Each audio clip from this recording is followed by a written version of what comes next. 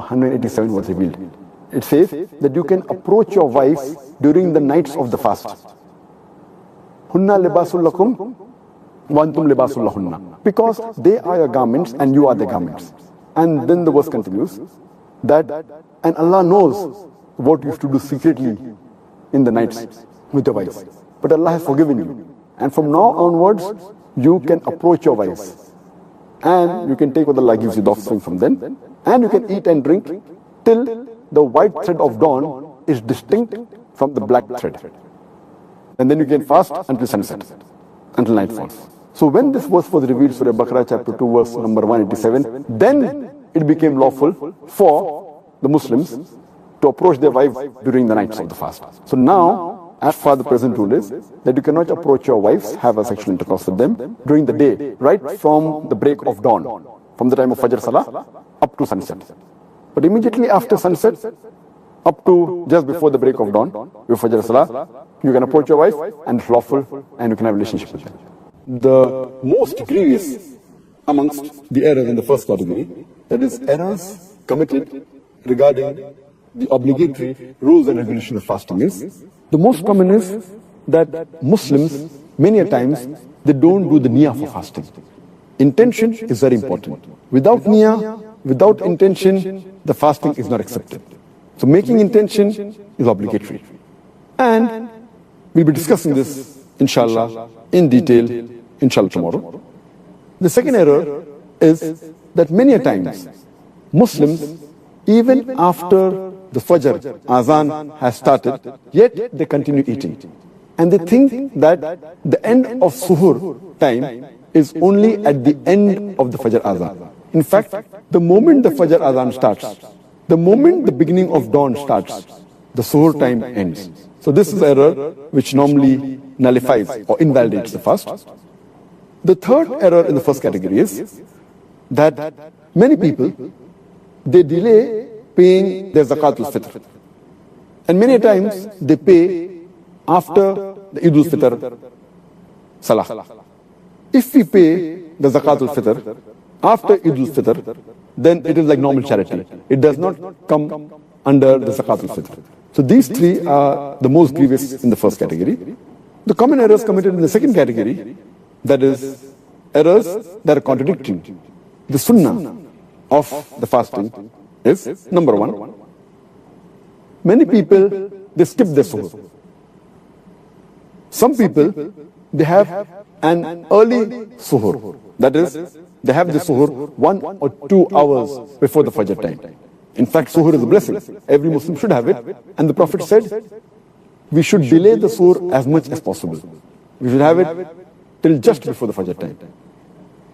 The third mistake committed by Muslims in this category is that they delay opening their fast. They delay the iftar. And our Prophet Muhammad said that the people will be good as long as they hasten in breaking the iftar.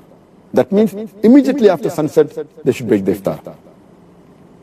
The fourth common error in this category is that many Muslims, they read unauthentic dua during iftar.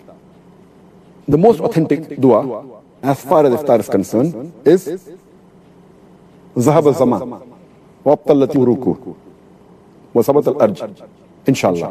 Which means that my thirst is quenched, the veins are moistened, and the ajr is near, inshallah, God willing. The reward is near, God willing.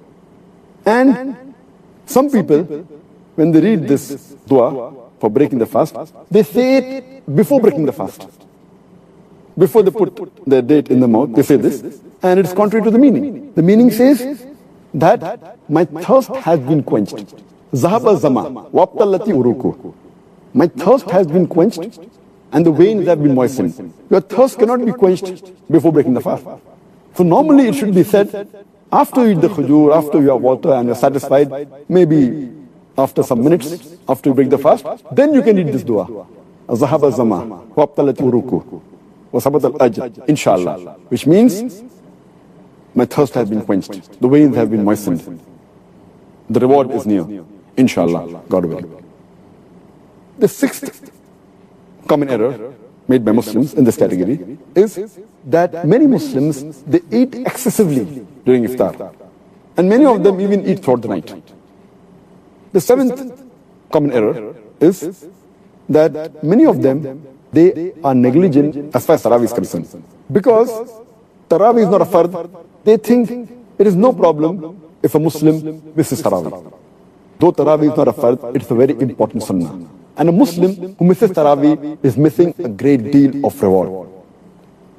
And many Muslims who perform Tarawih, they read Tarawih very fast. 10 miles per hour. They try and finish it in a short time, and they defeat the purpose. In fact, you should read with a moderate pace, so that people understand and they grasp the message of Allah subhanahu wa ta'ala. The ninth common error is that those who go for itikaf in the mosque, many of them, they socialize during itikaf, as though it's a time to meet people and friends, which is totally contrary to the sunnah.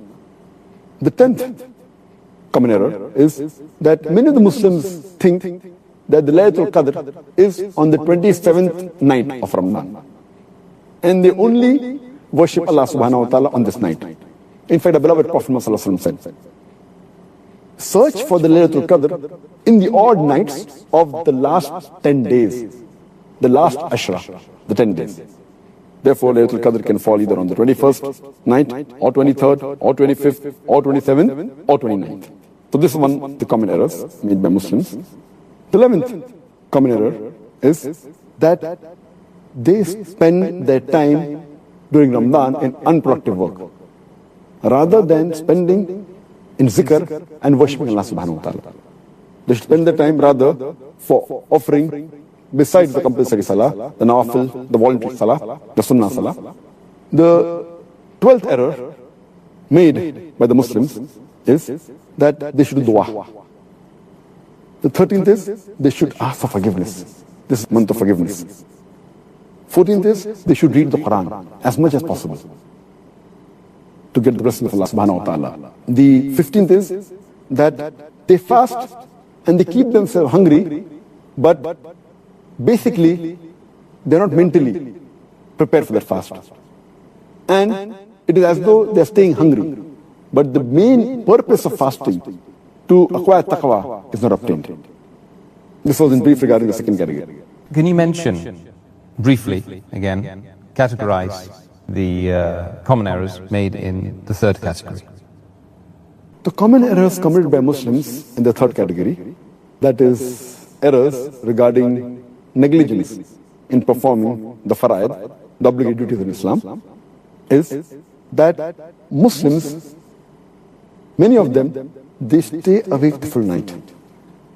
They have an early suhr, and these people, they do not offer the Fajr Salah. Missing Fajr Salah is a sin. Many of them, because they stay awake the full night, they sleep the full day, and they even miss their Zuhr and the Asr Salah, which is a grave sin. You're trying to acquire blessings, and you are neglecting the obligatory duties, which is totally prohibited. Many of the Muslims, they do not give zakat. Those are supposed to give zakat.